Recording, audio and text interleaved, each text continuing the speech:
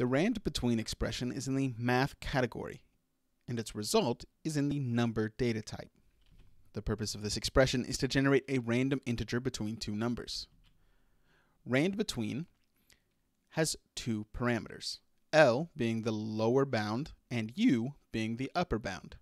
The result is a random integer between L and U inclusive. Inclusive means L and U are possible for the random integer. Let's look at an example. Here we can see RANDBETWEEN 1 and 10. This will generate a random number between 1 and 10. It is again important to remember that 1 and 10 are both options. If you don't want them to be options, you need to change to something like 1 to 9 or 2 to 9.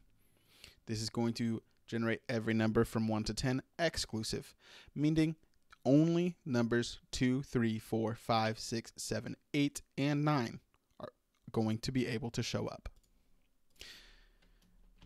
Thank you for watching. If you would like to learn more about AppSheet, we ask that you check out appsheettraining.com.